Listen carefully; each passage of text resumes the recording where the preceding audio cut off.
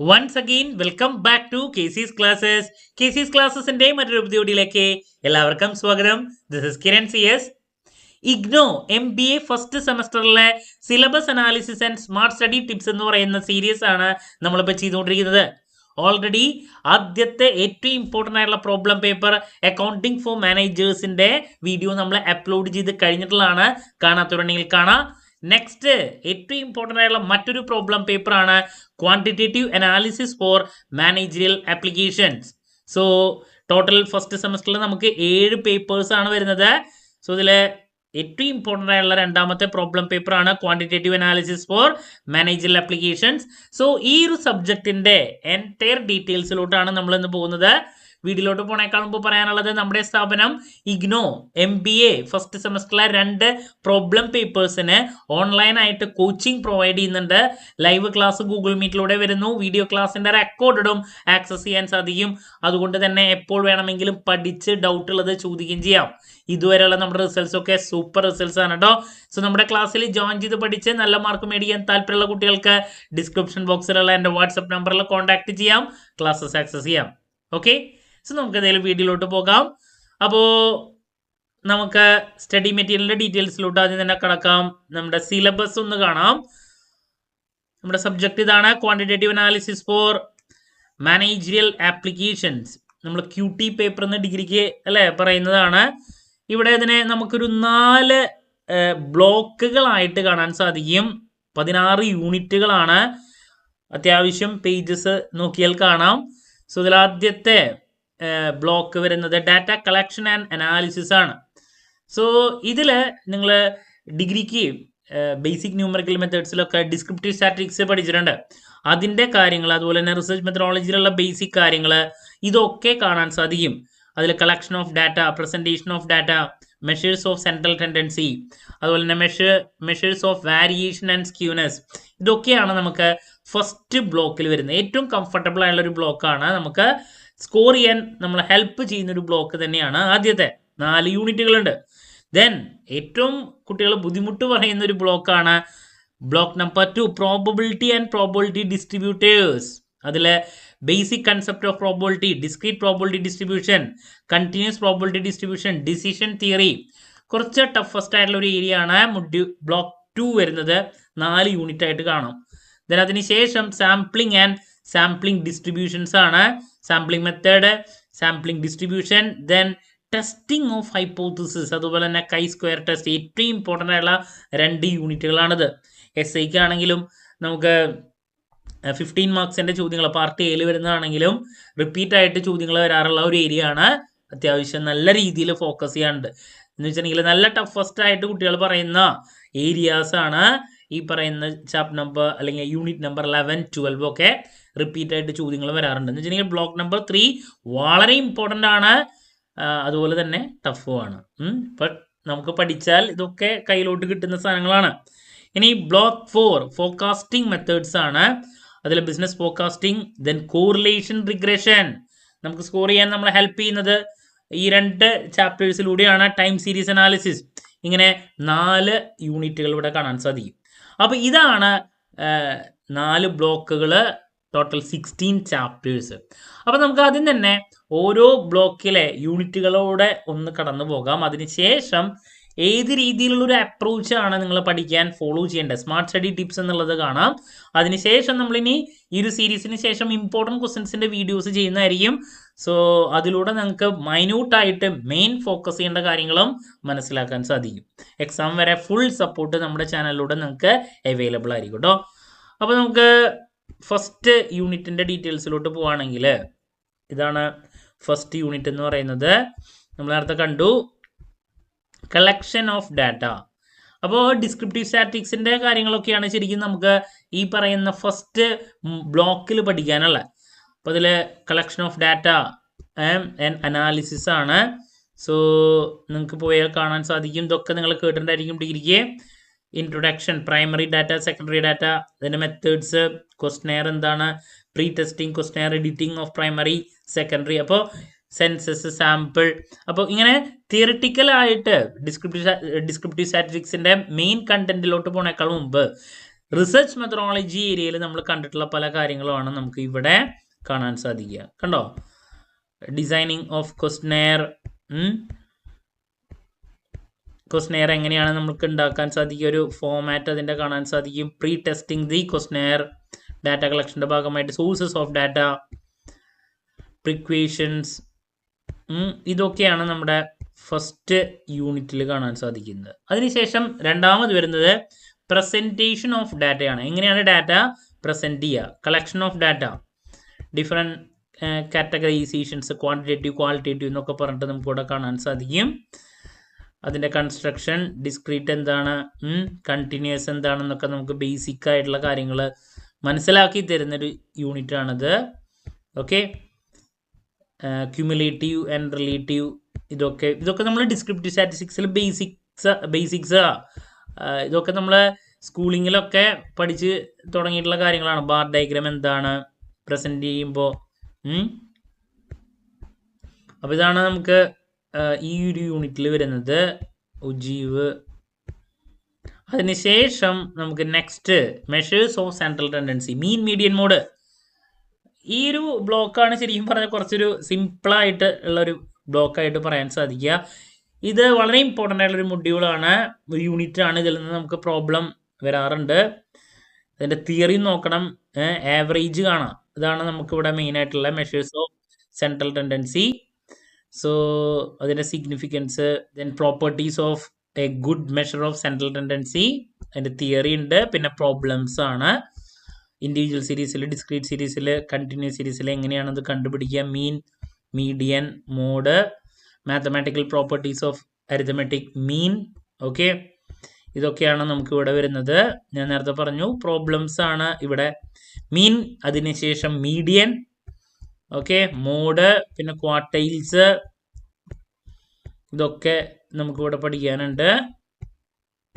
Okay, നിങ്ങൾ degree BCom BBA പഠിച്ചിട്ടുള്ള കുട്ടികളൊക്കെ ആണെങ്കിൽ ഇതൊക്കെ കവർ ചെയ്ത് പോയിട്ടുള്ള കാര്യങ്ങളായിരിക്കും.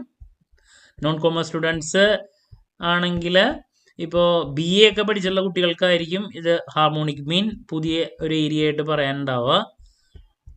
സയൻസ് ബാക്ക്ഗ്രൗണ്ടിലുള്ള കുട്ടികൾക്ക് പിന്നെ അറിയുന്നതായിരിക്കാം ഈ ഏരിയസൊക്കെ കേട്ടോ. സോ ഇതാണ് നമുക്ക് പിന്നെ വരുന്നത്, വാരിയേഷനാണ് പിന്നെ വരുന്നത്. ക്വാർട്ടൈൽ എന്ന് വെച്ചിട്ടുണ്ടെങ്കിൽ ഡിസ്പേർഷൻ ഏരിയ ആണ്, സ്റ്റാൻഡേർഡ് ഡീവിയേഷൻ, ക്വാർട്ടൈൽ ഡീവിയേഷൻ, അതാണ് പിന്നെ വരുന്നത്. അപ്പോൾ ഇങ്ങനെ ബേസിക്സ് ആണ്, സ്ക്യൂനെസ് ആണ് പിന്നെ ലാസ്റ്റ് വരുന്നത് കേട്ടോ.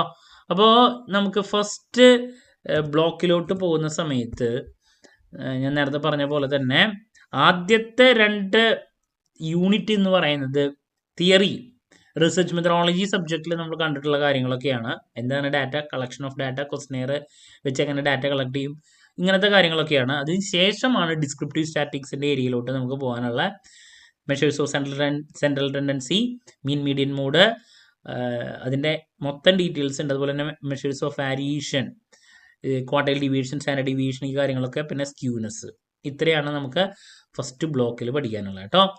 ദെൻ ബ്ലോക്ക് 2 വരുന്നത് ഞാൻ പറഞ്ഞു ഏറ്റവും ഇമ്പോർട്ടൻ്റ് ആയിട്ടുള്ള പ്രോബബിലിറ്റി ആൻഡ് പ്രോബബിലിറ്റി ഡിസ്ട്രിബ്യൂട്ടേഴ്സ് ആണ്. നിങ്ങൾക്ക് ഡിഗ്രി പഠിക്കുന്ന സമയത്ത് BCom BBA സ്റ്റുഡൻസിന് ഏറ്റവും ടഫസ്റ്റ് ആയിട്ട് പലപ്പോഴും പറയാറുള്ള ഒന്നാണ്. ഒരുപാടുണ്ട് നമുക്ക്. നിങ്ങൾ +2 പഠിച്ചിട്ടുണ്ടായിരിക്കും, മാത്സ് പഠിച്ചവർ, ബേസിക് കൺസെപ്റ്റ് ഓഫ് പ്രോബബിലിറ്റി എന്താണ്, അതിൻ്റെ ബേസിക് തിയറി. ഓക്കെ, പ്രോബബിലിറ്റിയുടെ എല്ലാ കാര്യങ്ങളും കൺസെപ്റ്റുകളൊക്കെ ഇവിടെ കവർ ചെയ്യാനുണ്ട്. ബട്ട് ഇത് സ്മാർട്ടായിട്ട് ഇതിനൊരു അപ്രോച്ച് ചെയ്യണം. കാരണം നമ്മൾ ഈ ഓർഡറിൽ പഠിക്കുകയാണെങ്കിൽ നമ്മൾക്ക് ഒരുപാടുണ്ട്. ബട്ട് എക്സാമിന് വരുന്ന ഏരിയസിലോട്ട് വേണ്ട ഫോക്കസ് പോകാൻ. അപ്പോൾ ഇങ്ങനെ ബേസിക്സ് നമുക്ക് ഒരുപാട് കാണാൻ സാധിക്കും. ബട്ട് നമ്മുടെ ഫോക്കസ് എക്സാമിന് വരുന്ന ഏരിയാസിലോട്ട് ആയിരിക്കണം എന്നുള്ളതാണ്. അപ്പോൾ ഇതൊക്കെ പ്രോബബിലിറ്റിയുടെ ബേസിക്സ് ആണ് കേട്ടോ. പിന്നെയാണ് പ്രോബബിലിറ്റി ഡിസ്ട്രിബ്യൂഷൻസിൽ നമുക്ക് ഫോക്കസ് ചെയ്യേണ്ട. അതിൽ ഡിസ്ക്രീറ്റ് പ്രോബബിലിറ്റി ഡിസ്ട്രിബ്യൂഷൻസിൽ ദെൻ അതിനെ റിലേറ്റ് ചെയ്തുള്ള കാര്യങ്ങൾ, അതിൻ്റെ ഫിറ്റിംഗ് ഒക്കെ ഉണ്ട് നമുക്ക് നോക്കാൻ. പിന്നെ കണ്ടിന്യൂസ് പ്രോബബിലിറ്റി ഡിസ്ട്രിബ്യൂഷൻ ആയിരിക്കും ഇതിന് ശേഷം ഉണ്ടാവുക, സമ്മറി. ഇതൊക്കെ പ്രോബ്ലംസ് കവർ ചെയ്തിട്ടുള്ളതാണ്. നല്ല നല്ല പ്രോബ്ലംസിൻ്റെ എണ്ണം നമ്മുടെ സ്റ്റഡി മെറ്റീരിയലിൽ കുറവാണ്. നമ്മൾ നല്ല പ്രോബ്ലംസ് മറ്റ് ബുക്സിൽ നിന്ന് റെഫറൻസ് ബുക്കിൽ നിന്ന് ചെയ്ത് പഠിക്കുകയായിരിക്കും ഏറ്റവും ബെറ്റർ. അപ്പോൾ അങ്ങനെ ഇതിലുള്ളത് നോക്കാം, അത് പുറമേ നിന്നുള്ളത് നോക്കുകയാണെങ്കിൽ കുറച്ചും കൂടി ഒരു നല്ല ഐഡിയ കിട്ടും. ബിക്കോസ് ചില ഏരിയാസ് ഇതിൻ്റെ പ്രസൻറ്റേഷൻ എന്ന് പറയുന്നത് നമുക്കൊരു സുഖമില്ലാത്ത പോലെ. പിന്നെ കണ്ടിന്യൂസ് പ്രോബബിലിറ്റി ഡിസ്ട്രിബ്യൂഷൻ, സിമ്പിളായിട്ടുള്ള കാര്യങ്ങൾ ആവശ്യമില്ലാണ്ട് ലെങ്ത് ആയിട്ട് കൊടുക്കുന്ന ഒരു പരിപാടിയാണ് നമ്മുടെ പ്രസൻറ്റേഷൻ. അതിൻ്റെ കൺസെപ്റ്റ് പിന്നെ അതിൻ്റെ പ്രോബ്ലംസും കാര്യങ്ങളൊക്കെയാണ് നമുക്ക് നെക്സ്റ്റ് നോക്കിയാൽ കാണാൻ സാധിക്കുന്നത് കേട്ടോ. അപ്പോൾ ഇതാണ് നമുക്ക് ബ്ലോക്ക് 2-ലുള്ള പ്രോബബിലിറ്റി ഡിസ്ട്രിബ്യൂഷൻ ആണ്. ഇനി നെക്സ്റ്റ് നമുക്ക് ബ്ലോക്ക് 3-ലോട്ടാണ് പോകാനുള്ള. സാമ്പിളിംഗ് ആൻഡ് സാമ്പിളിംഗ് ഡിസ്ട്രിബ്യൂഷൻസ് ആണ് ഇവിടെയുള്ള. ഇതിൽ ഞാൻ നേരത്തെ പറഞ്ഞിട്ടായിരുന്നു സ്റ്റാർട്ടിങ്ങിൽ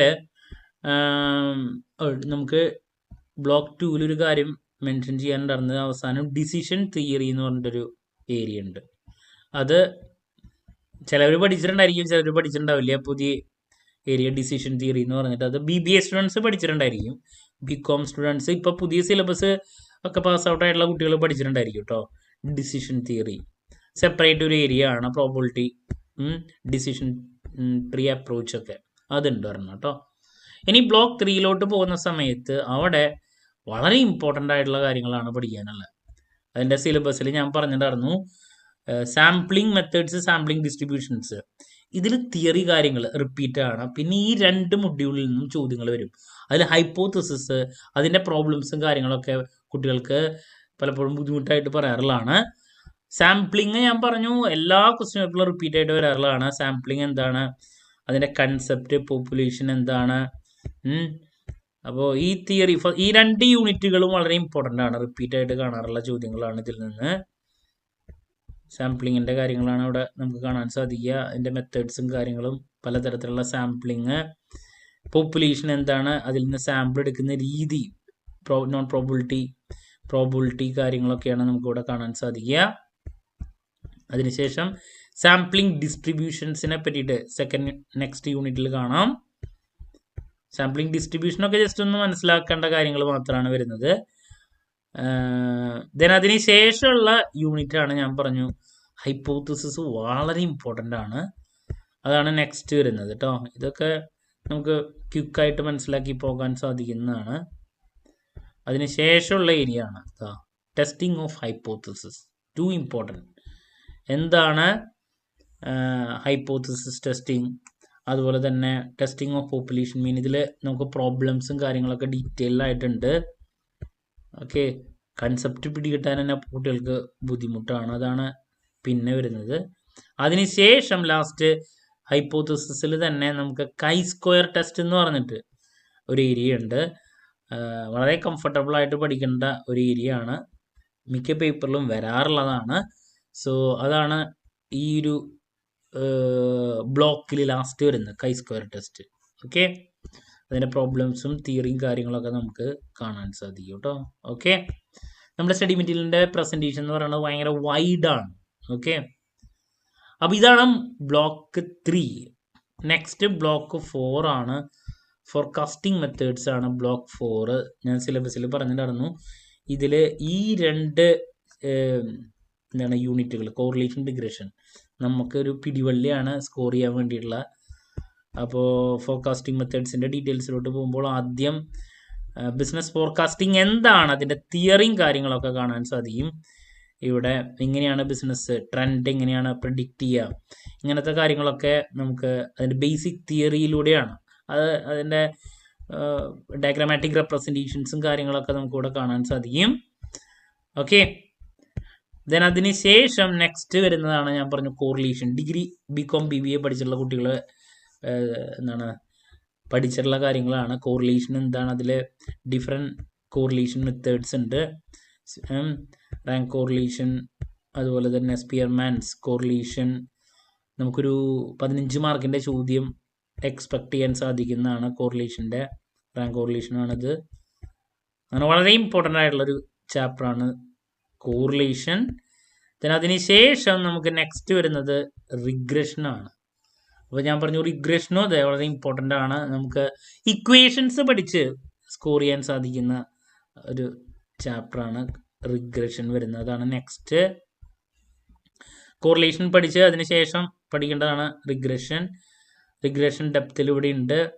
ബട്ട് ഞാൻ പറഞ്ഞു റിഗ്രഷൻ്റെ പ്രസൻറ്റേഷനൊക്കെ ഇതിൽ ആവശ്യമില്ലാണ്ട് വൈഡായിട്ട് കൊടുത്തിട്ടുണ്ട്. നമുക്ക് എക്സാമിനേഷൻ പോയിന്റ് ഓഫ് വ്യൂവിൽ വേണ്ട രീതിയിൽ നമ്മളിതിനെ അപ്രോച്ച് ചെയ്യണം എന്നുള്ളതാണ്. അതല്ലാണ്ട് നോക്കുകയാണെങ്കിൽ നമുക്ക് ഇവരുടെ പ്രസൻറ്റേഷൻ നോക്കിയിട്ടുണ്ടെങ്കിൽ നമുക്ക് തന്നെ ഒരു ആവശ്യമില്ലാണ്ട് പോകുന്നുണ്ട്. നമ്മൾ എപ്പോഴും വേണ്ടേ, എക്സാം ഫോക്കസ് ചെയ്തിട്ടുള്ള രീതിയിൽ വേണം പ്രിപ്പയർ ചെയ്യാൻ. ദെൻ ടൈം സീരീസ് അനാലിസിസ് ആണ് വരുന്നത്. അത് നിങ്ങൾ ഡിസ്ക്രിപ്റ്റീവ് സ്റ്റാറ്റിക്സിൽ പഠിച്ചിട്ടുണ്ടായിരിക്കും. ഡിഗ്രിക്ക് BCom BBA കുട്ടികൾ പഠിച്ചിട്ടുള്ള കുട്ടികൾ, അതാണ് മറ്റൊരു ഏരിയ വരുന്നത് കേട്ടോ. സോ ഇങ്ങനെ 4 ബ്ലോക്കുകളാണ് നമുക്ക് പഠിക്കാനുള്ളത്. 4 ബ്ലോക്കിൽ ടോട്ടൽ 16 ചാപ്റ്റേഴ്സ് ഉണ്ട്. അത്യാവശ്യം വൈഡാണ്. നമുക്കുള്ള 2 പ്രോബ്ലം പേപ്പേഴ്സും വൈഡാണ്. അക്കൗണ്ടിങ്ങിൽ ഞാൻ പറഞ്ഞു ഫിനാൻഷ്യൽ അക്കൗണ്ടിങ്, അതുപോലെ തന്നെ മാനേജ്മെൻറ്റ് അക്കൗണ്ടിങ്, കോസ്റ്റ് അക്കൗണ്ടിങ്, പിന്നെ പുതിയ ട്രെൻഡ്, അത്രത്തോളം വൈഡാണ്. ഈ QT പേപ്പറിലാണെങ്കിലും ഇത് ഒരുപാട് കാര്യങ്ങളുണ്ട്. QT പേപ്പറിൻ്റെ ഫോമാറ്റ് അക്കൗണ്ടിങ് പോലെയല്ല. ഇതിൽ നമുക്ക് ഫസ്റ്റ് പാർട്ടിൽ 15 മാർക്കിൻ്റെ 6 ചോദ്യങ്ങൾ തരും. അതിൽ 4 എണ്ണമാണ് അറ്റൻഡ് ചെയ്യേണ്ടത്. Each carry 15 marks. അപ്പോൾ അങ്ങനെ 60 മാർക്ക്. പിന്നെ പാർട്ട് B കമ്പൽസറി ആണ്. 2 ക്വസ്റ്റ്യൻസ് തരും, 40 മാർക്ക്. എന്ന് വെച്ചിട്ടുണ്ടെങ്കിൽ പറഞ്ഞതിന് 20 മാർക്ക് ആയിരിക്കും. 2 എണ്ണമാണ് തരാം, കമ്പൽസറി ആയിരുന്നു. അങ്ങനെയാണ് ടോട്ടൽ 100 മാർക്സ് വരുന്നത്. അക്കൗണ്ടിങ് അങ്ങനെയല്ല വരുന്നത്. നമുക്ക് ക്വസ്റ്റ്യൻസ് തന്നിട്ട് ഒരു 5 എണ്ണം എഴുതാം. Each carry 20 marks. അങ്ങനെയാണ് ഇവിടുത്തെ ക്വസ്റ്റ്യൻ പേപ്പർ വ്യത്യാസമുണ്ട് QTയുടെ. ഓക്കെ, അപ്പോൾ ഏത് രീതിയിലുള്ളൊരു അപ്രോച്ചാണ് നമ്മൾ ഫോളോ ചെയ്യേണ്ടത്? ഞാൻ എപ്പോഴും പറയുന്നതാണ്, ബുക്ക് കിട്ടി ആ ഓർഡറിൽ പഠിച്ചു പോകരുത്. എക്സാമിന് നമുക്ക് ഏറ്റവും കൂടുതൽ മാർക്സ് വരുന്ന ഏരിയ ആയിരിക്കണം. ദെൻ നമുക്ക് ഈ ഒരു സബ്ജക്റ്റിനോടൊരു താല്പര്യം ഉണ്ടായിരിക്കണം, അല്ലേ, കിട്ടണം. അങ്ങനത്തെ ഒരു അപ്രോച്ച് വേണം നമ്മൾ, അല്ലേ, പഠിക്കുന്ന സമയത്ത് പ്രയോറിറ്റൈസ് ചെയ്യാൻ. ഓക്കെ, അപ്പോൾ ഇതിൽ നിങ്ങളുടെ അടുത്ത് പറയാനുള്ളത്, നിങ്ങൾ സ്റ്റാർട്ട് ചെയ്യേണ്ടത് ഇപ്പോൾ ഫസ്റ്റ് മൊഡ്യൂൾ വെച്ചിട്ട് തന്നെ നിങ്ങൾക്ക് സ്റ്റാർട്ട് ചെയ്യാം. എസ്പെഷ്യലി അതിൽ unit number 3 measures of central tendency. നിങ്ങൾക്ക് ഈ പറയുന്ന ഏരിയ വെച്ചിട്ട് കളക്ഷൻ ഓഫ് ഡാറ്റ, പ്രസന്റേഷനൊക്കെ ഈസി ആയിട്ട് അവസാനിപ്പിക്കാൻ സാധിക്കുന്നതാണ്. പ്രോബ്ലംസിൻ്റെ ഏരിയയിലോട്ട് വരുന്ന സമയത്ത് മെഷേഴ്സ് ഓഫ് സെൻട്രൽ ടെൻഡൻസി, അത് ഡിസ്ക്രിപ്റ്റീവ് സ്റ്റാറ്റിക്സിൻ്റെ ഏരിയ ആണ്. നിങ്ങൾക്ക് പഠിക്കുമ്പോൾ ഈ സബ്ജക്റ്റിനോടൊരു താല്പര്യം തോന്നും, ഈസിയാണ്. ഓക്കെ, അപ്പോൾ അതും അതുപോലെ തന്നെ വാരിയേഷൻ, ഈ പറയുന്ന 3 and 4 യൂണിറ്റ്സ്, അതിൽ സെൻട്രൽ ടെൻഡൻസി കുറച്ചും കൂടി എളുപ്പമാണ് കാര്യങ്ങൾ പിടികിട്ടാനും, അല്ലേ, നമുക്ക് എക്സാമിന് വരാറുണ്ട്. അപ്പോൾ നമുക്ക് സബ്ജക്റ്റ് ഇത് ഈസി ആണെന്ന് തോന്നും പഠനം ആരംഭിക്കുമ്പോൾ. അപ്പോൾ അത് വെച്ച് നമുക്ക് സ്റ്റാർട്ട് ചെയ്യാം. മൊഡ്യൂൾ നമ്പർ 1, ബ്ലോക്ക് നമ്പർ 1 വെച്ചിട്ട് തന്നെ. അതാണ് ആദ്യം പറയാനുള്ളത്. അതിനുശേഷം നിങ്ങൾ നെക്സ്റ്റ് നേരെ ഫോക്കസ് ചെയ്യേണ്ടത് ബ്ലോക്ക് നമ്പർ 4ലോട്ടാണ്. ബ്ലോക്ക് നമ്പർ 4ൽ ഞാൻ പറഞ്ഞു correlation, regression, time series analysis. അപ്പോൾ ഇത് ഒരു ഡിസ്ക്രിപ്റ്റീവ് സ്റ്റാറ്റിസ്റ്റിക്സിന്റെ ഏരിയാസ് ആണ് ഇതൊക്കെ. സ്റ്റാറ്റിസ്റ്റിക്സ് ഏരിയാസ് അപ്പോൾ നമുക്ക് ഒരു ഓർഡറിൽ അവിടെ പഠിച്ച് അവസാനിപ്പിക്കാൻ സാധിക്കും. മനസ്സിലാവണ്ടോ? എന്ന് വെച്ചിട്ടുണ്ടെങ്കിൽ ഞാൻ പറഞ്ഞു measures of central tendency, mean median mode, measures of central tendency, ഇതാണ് നമ്മുടെ ആദ്യത്തെ. അതുപോലെ തന്നെ ഡിസ്പേർഷൻ അല്ലെങ്കിൽ വാരിയേഷൻ ആണ് രണ്ടാമത് വരുന്നത്, സ്ക്യൂനെസ്. അങ്ങനെ പ്രോബ്ലം ഏരിയാസ് ആദ്യത്തെ ബ്ലോക്കിൽ വരുന്ന യൂണിറ്റ് 3ഉം 4ഉം. അതിപ്പോൾ ഡിസ്ക്രിപ്റ്റീവ് സ്റ്റാറ്റിക്സിന്റെ ഏരിയ. അതുപോലെ തന്നെ ആദ്യത്തെ 2 ചാപ്റ്റർ നോക്കാം, യൂണിറ്റ് 2 നോക്കാം, തിയറിയാണ്. അപ്പോൾ അങ്ങനെ ബ്ലോക്ക് നമ്പർ 1 കഴിഞ്ഞ് നിങ്ങൾ നേരെ ബ്ലോക്ക് നമ്പർ 4ലോട്ട് പോവാം. ബിസിനസ് ഫോർകാസ്റ്റിംഗ് ഈസിയാണ്, പെട്ടെന്ന് മനസ്സിലാക്കാം. അതിനുശേഷം കോറിലേഷൻ, റിഗ്രഷൻ റിലേറ്റ് ചെയ്ത് നിൽക്കുന്ന കാര്യങ്ങളാണ്. അപ്പോൾ ഈ യൂണിറ്റുകൾ പഠിക്കുക. ടൈം സീരീസ് അനാലിസിസും ഈസിയാണ്. അപ്പോൾ ബ്ലോക്ക് 1 കഴിഞ്ഞാൽ നിങ്ങൾ പഠിക്കേണ്ടത് ബ്ലോക്ക് 4 ആണ്. ഓക്കെ, ദെൻ അതിനുശേഷം നിങ്ങളുടെ അടുത്ത് പറയാനുള്ളത് പ്രോബിലിറ്റിയുടെ മൊത്തം കാര്യങ്ങളിലോട്ട് പോകുമ്പോൾ ഒരുപാട് സമയം വേണം. അപ്പോൾ പ്രോബിലിറ്റി എന്താണ്, അങ്ങനത്തെ ബേസിക് കണ്ടന്റിലോട്ട് വെറുതെ ജസ്റ്റ് ഒന്ന് എന്ത് ചെയ്യുക, ഓടിച്ചു പോയതിന് ശേഷം മെയിൻ കാര്യങ്ങൾ ഞാൻ എപ്പോഴും സജസ്റ്റ് ചെയ്യുന്ന ബ്ലോക്ക് നമ്പർ 2 അവസാനം പഠിച്ചാൽ മതി. പ്രോബിലിറ്റിയുടെ ബേസിക് കാര്യങ്ങൾ നമുക്ക് ഈ താഴോട്ട് വരണ സമയത്ത് നമുക്ക് വേണ്ട കുറച്ച് ഡീറ്റെയിൽസ് ഉണ്ട് പ്രോബിലിറ്റിയിൽ നിന്ന്. അങ്ങനെ എന്താണ് പ്രോബിലിറ്റി എന്നുള്ള കാര്യങ്ങൾ ജസ്റ്റ് ഒന്ന് നോക്കി വെച്ച് ബാക്കിയുള്ളതൊക്കെ നമുക്ക് അവസാനം പഠിക്കാം. ഓക്കെ, അപ്പോൾ ഈ ബ്ലോക്ക് നമ്പർ 4 കഴിഞ്ഞാൽ നിങ്ങൾ നെക്സ്റ്റ് അതുകൊണ്ട് മെയിൻ ഫോക്കസ് വെക്കേണ്ടത് block number 3 so block number 3 ഞാൻ പറഞ്ഞു സാമ്പിളിംഗ് മെത്തേഡ്സ് കാണാൻ സാധിക്കും. വളരെ കംഫർട്ടബിൾ ആയിട്ടുള്ള തിയറി. സാമ്പിളിംഗ് ഡിസ്ട്രിബ്യൂഷൻ എന്ന് പറഞ്ഞാൽ വലിയൊരു സംഭവമല്ല. ഈ യൂണിറ്റിൽ നിന്ന് നമുക്ക് തിയറി എക്സാമിന് എക്സ്പെക്ട് ചെയ്യാം. പിന്നെ testing of hypothesis chi square test വളരെ ഇമ്പോർട്ടൻ്റ് ആണ്. അപ്പോൾ അത് കഴിഞ്ഞാൽ ഇത് പഠിക്കുക. ഇമ്പോർട്ടൻ്റ് ആണ്, കുറച്ച് ടഫുമാണ്.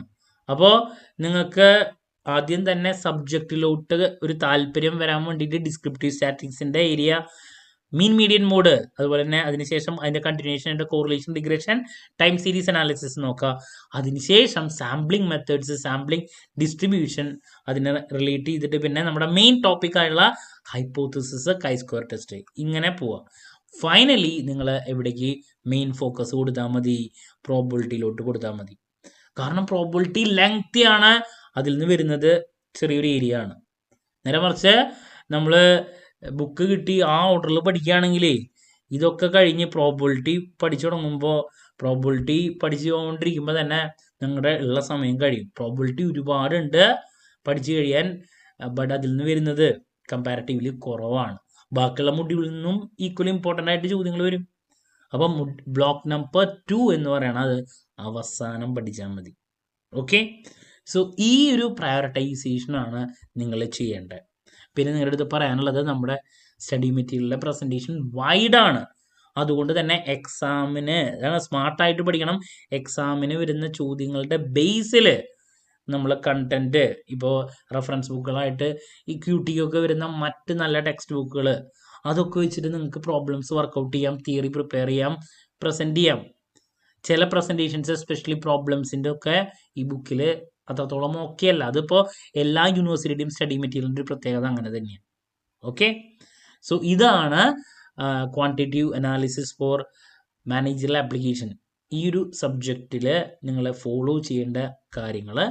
അപ്പോൾ 2 പ്രോബ്ലം പേപ്പേഴ്സിൻ്റെയാണ് നമ്മളിപ്പോൾ ചെയ്തത്. അപ്പോൾ ഈ 2 പറയാനുള്ളത് ഞാൻ പറഞ്ഞു, സ്റ്റഡി മെറ്റീരിയൽ എന്ന് പറയുന്നത് ഒരു ആവറേജ് മാത്രമാണ്, വൈഡാണ്. നമ്മളതിനെ സ്മാർട്ടാക്കി ചുരുക്കി കറക്റ്റായിട്ട് എന്ത് ചെയ്യണം, എക്സാം ഫോമിലോട്ട് കൊണ്ടുപോകണം. നമുക്ക് നമ്പർ ഓഫ് ക്വസ്റ്റ്യൻസ് ഇപ്പോൾ നിങ്ങൾ ഡിഗ്രി പഠിച്ച പോലെ കൂടുതലില്ല, വളരെ കുറവുള്ളൂ. ഇപ്പോൾ ഈ പേപ്പറിലോട്ട് പോകുമ്പോൾ 6 ചോദ്യങ്ങൾ, അതിൽ 4 എഴുതണം. ഒരു ചോദ്യത്തിന് 15 മാർക്ക് ഫസ്റ്റ് പാർട്ടിൽ. സെക്കൻഡ് പാർട്ടിൽ 2 കമ്പൽസറി ക്വസ്റ്റ്യൻ. ഇപ്പോൾ ഇവിടെ 60 മാർക്കും ദെൻ ഇവിടെ 40 മാർക്കും. ഓപ്ഷൻസ് ഇല്ല, ഇത്രയും പഠിക്കാനുണ്ട്. മനസ്സിലാവുണ്ടോ? അപ്പോൾ നല്ല എഫേർട്ട് നമ്മുടെ ഭാഗത്ത് നിന്ന് ഇടേണ്ട ആവശ്യമുണ്ട്. പ്രോബ്ലംസ് ഉണ്ട്, തിയറി ഉണ്ട്. ഓക്കെ, പലപ്പോഴും ഇപ്പോൾ തിയറി വരുമ്പോൾ പ്രോബ്ലം അറിഞ്ഞാൽ മാത്രമേ കാര്യമുള്ളൂ. നമുക്ക് പലപ്പോഴും വെറുതെ തിയറി പഠിച്ചു പോയാൽ നമുക്ക് കൺസെപ്റ്റ് പിടികിട്ടില്ല. അതിനെ റിലേറ്റ് ചെയ്തുള്ള പ്രോബ്ലം വർക്കൗട്ട് ചെയ്യുമ്പോഴാണ് പലതിൻ്റെയും സംഭവം എന്താണെന്ന് മനസ്സിലാക്കാൻ സാധിക്കും. ഓക്കെ, സോ ദാറ്റ്സ് അബൌട്ട് ഈ ഒരു സബ്ജക്റ്റിൻ്റെ ഡീറ്റെയിൽസ്. സോ ഇനി ഒരു 5 പേപ്പറും കൂടി നമുക്ക് നോക്കാനുണ്ട്. അതിൻ്റെ ഡീറ്റെയിൽസും അതിനുശേഷം ഇമ്പോർട്ടൻറ്റ് ക്വസ്റ്റ്യൻസിൻ്റെ വീഡിയോ, ഉറപ്പായും പ്രതീക്ഷിക്കുന്ന ചോദ്യങ്ങളുടെ ഡിസ്കഷൻ, ഇതൊക്കെ നമ്മൾ ചെയ്യുന്നതായിരിക്കും. സോ നമ്മുടെ ക്ലാസ്സിൽ ജോയിൻ ചെയ്ത് പഠിച്ച് നല്ല മാർക്ക് മേടിക്കാൻ താല്പര്യമുള്ള കുട്ടികൾക്ക് ഡിസ്ക്രിപ്ഷൻ ബോക്സിലുള്ള എൻ്റെ വാട്സപ്പ് നമ്പറിൽ കോൺടാക്ട് ചെയ്യാം, ക്ലാസ്സസ് ആക്സസ് ചെയ്യാം. 2 പ്രോബ്ലം പേപ്പേഴ്സാണ് നമ്മൾ പ്രൊവൈഡ് ചെയ്യുന്നത് കേട്ടോ. സോ എന്ത് ഡൗട്ട് ഉണ്ടെങ്കിലും കമൻറ്റ് ചെയ്യാതെയുള്ള മറുപടി ഞാൻ വീഡിയോസിലൂടെ നൽകുന്നതായിരിക്കും. മറ്റൊരു വീഡിയോയുമായി വീണ്ടും കാണാമെന്നുള്ള പ്രതീക്ഷയോടെ നിർത്തുന്നു. This is Kiran CS signing off. Have a nice day. Thank U.